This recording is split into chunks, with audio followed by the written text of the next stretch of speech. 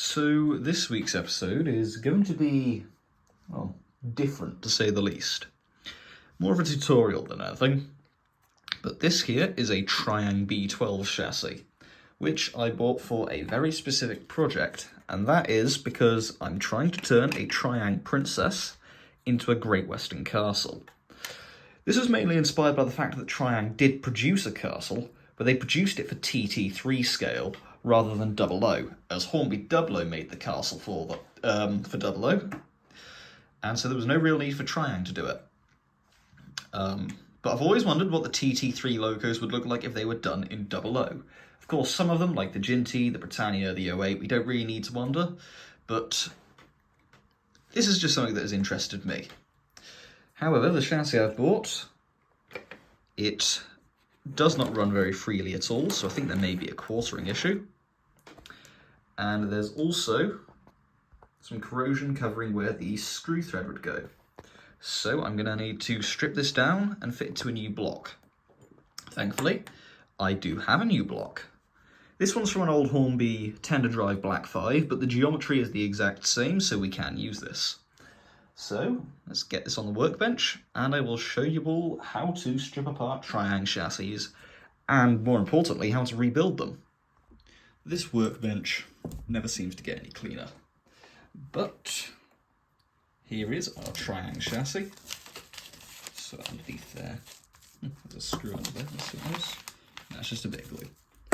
Right, so first things first, you're going to need a flathead screwdriver, as basically all the screws that Triang used on their models were flatheads. So give me a moment to find where I've misplaced that. Right, I found the screwdriver.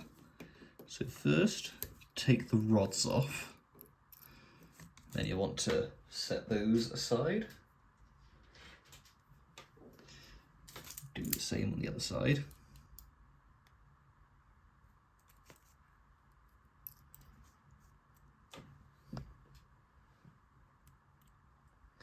And then you will have all of your wheels off.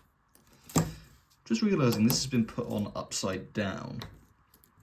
What this is the extension plate for the B12, where this extends out and that catches underneath the smoke box to help hold it down. It's also got this little bit here, that's to hold the Triang Soothe smoke generator. Not quite sure how those work, but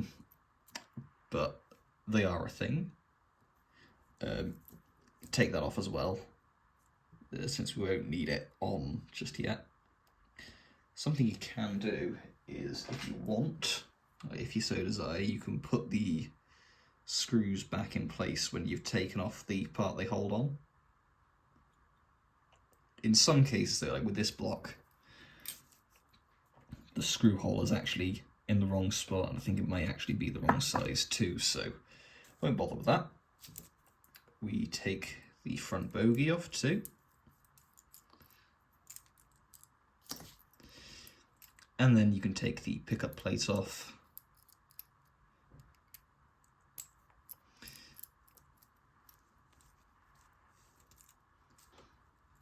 Just pull this up.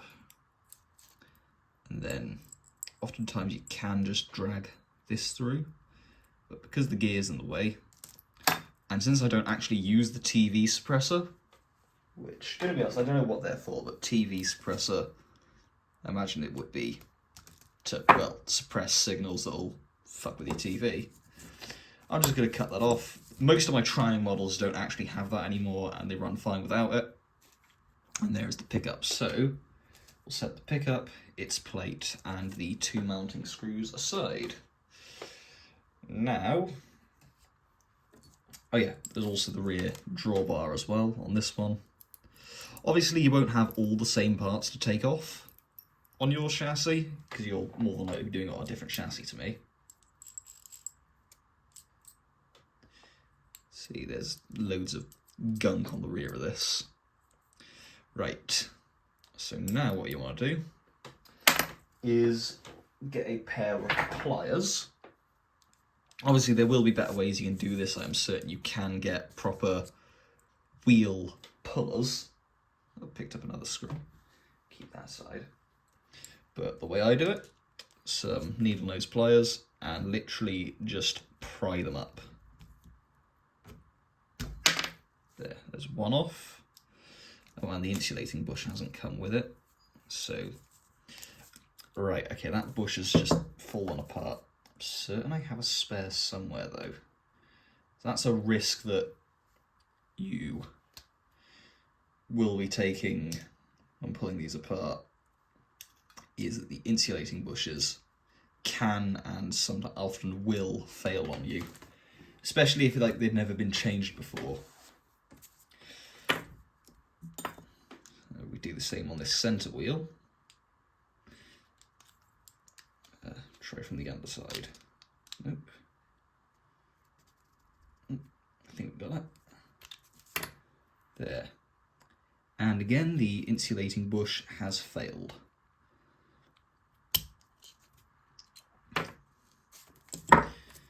So that is 2 of our 3 driving wheels off. I'll have to get this bush out as well. I should really order myself another pack of insulating bushes. You can buy more, and they are relatively easy to fit as well. They just press in. Okay, this third wheel, this is the geared wheel, and this one is a bit more of a pain to get off. So what you do, you pry off the insulated wheel. So you have to make sure the one you're trying to pull has the little black plastic collar between it and the axle.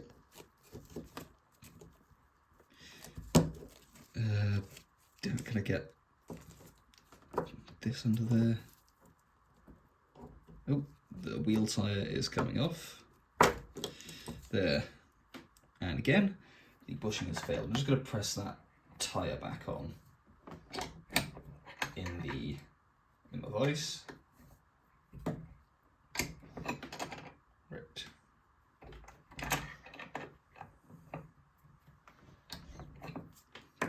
There. That is all of the insulated wheels off. We'll try and pull this bush off real quick.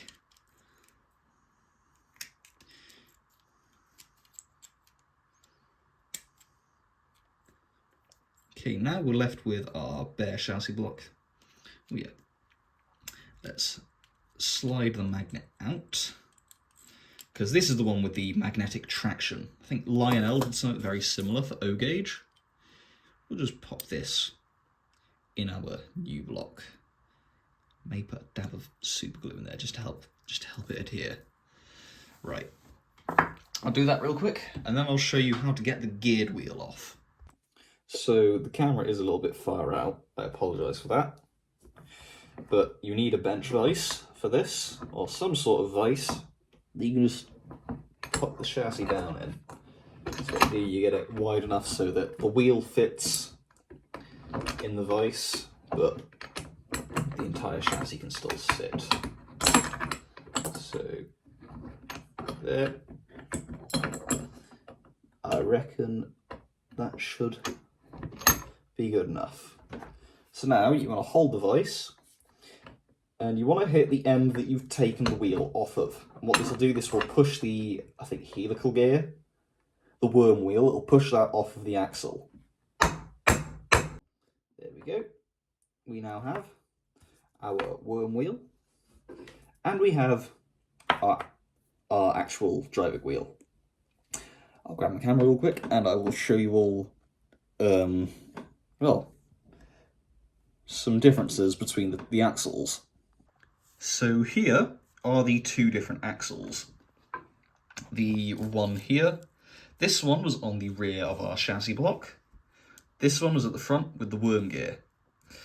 Now the main difference is, and this is something you'll need to keep in mind when you're reassembling, if it's one of the chassis with the front, with the end wheel driven, or if it's, say, an 040 chassis, when reassembling, you want to make sure the axle with the serrated edge goes through where the motor is going to sit. So in this case, that hole there is where the worm gear is going to sit. So we want this wheel to go in. And the reason for that is the serrated edge serves as well, something for the actual gear to bite onto. If you put it on the axle without the serration in the centre, then it'll just slip and your loco will not drive at all. If it's, say, a Princess or a Ginty chassis, it will have the serrated edge on the blind flangeless driver, so that one isn't as easy to screw up because the centre driver has to be the flangeless one.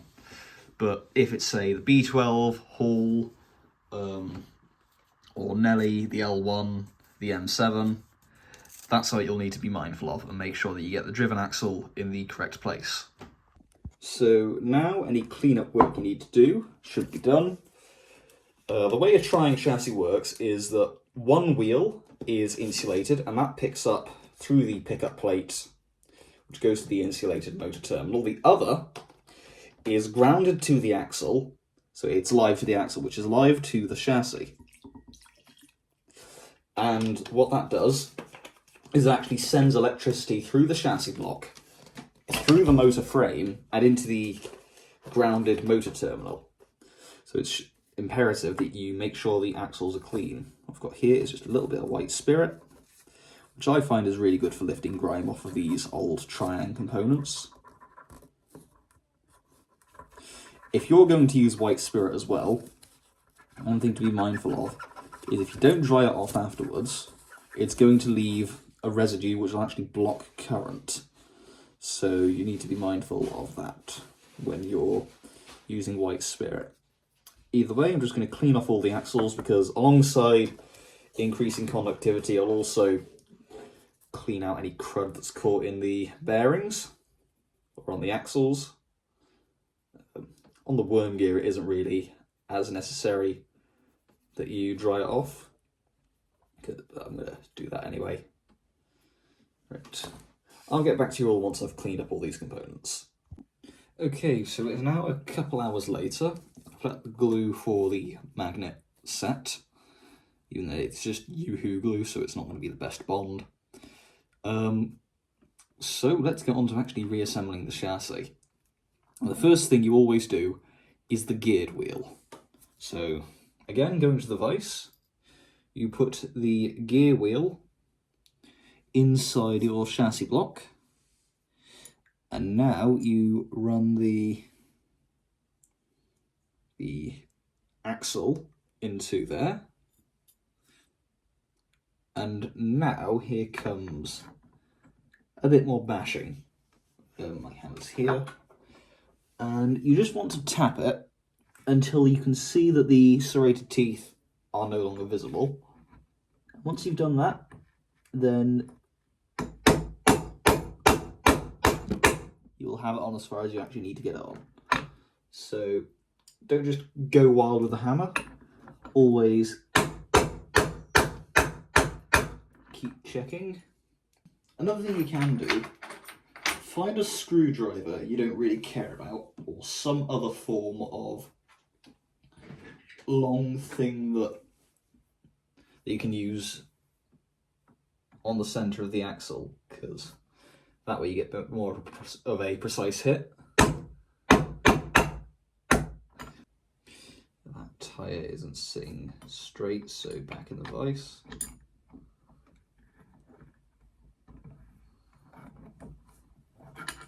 Now, the insulated wheels. The wheels on mine, well, the insulators on mine have all failed. And there are one of two ways you can go with this. You can either A, buy yourself some more. You can get packs of 10 for about a tenner on eBay. Or B, find some wheels which do have them and see if you can purge them. Which is basically the same thing. I do have spare Princess chassis with the insulators on them. And I'm certain I have more wheels with them on here. Those are both uninsulated, but I'll look for some to purge real quick. I think. Oh. Nah. Right. I'll cut the camera. I'll go purge some insulators. Right. I've managed to purge one insulator so far. So what you want to do is you want to get this. To get this into your insulated wheel. You'll know which one is insulated because it'll have a bigger opening on the actual point where the axle is meant to go through. And then you just want to press it in. You can press it in against the bench, or if you're slightly fancy like me, you can use a vise. And now that you've got your wheel with a new insulator, make sure the insulator will fit on the axle, which it will. Be quite a snug fit, actually. And now you need to do something called quartering the wheels. And quartering, on real steam locomotives, it's done so that when the train stops, there is one cylinder which is in the centre, in the middle of its stroke, so the train can start up again. On model trains, we do it not only for that realism factor, but because it also stops the rod from locking up. So, quartering, let's say, for example, we'll call this 12 o'clock, and the wheel on the other side will have to be offset by 90 degrees.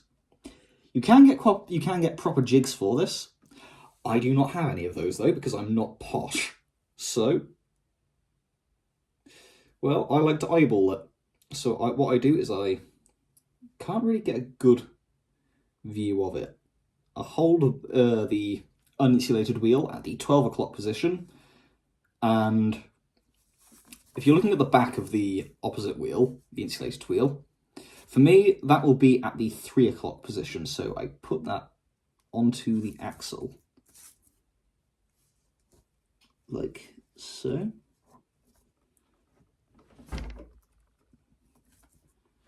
Okay. And once you've actually, I haven't pushed it on all the way yet, so I can do some final adjustments. That is at, obviously when I flip the chassis round, the insulated wheel will be at the 9 o'clock position. So that looks to be good. What you can do is when you put the rods on, you'll know if you've got the quartering right, because if you've got it right, it'll roll buttery smooth.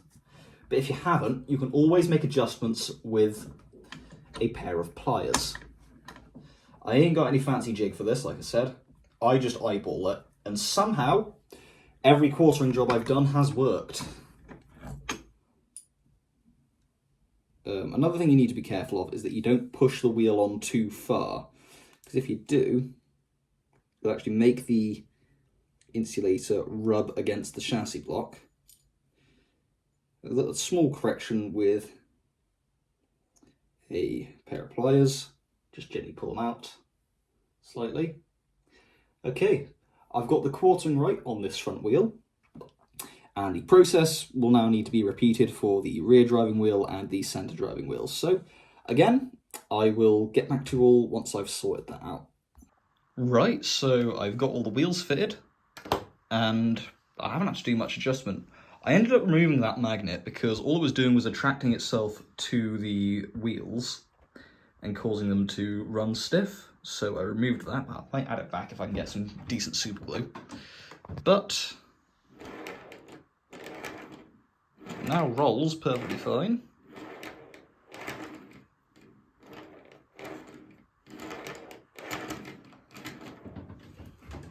So I reckon we can now refit all the other parts. Now, as I suspected, the mounting hole for that is totally non-usable on this new chassis block I've used. The mounting points for the pickups are still there, although looking at them I may actually have to either tap them or see if I can find bigger screws if the ones I've got don't fit. They should do. Get a motor fitted, and then we should be good to go.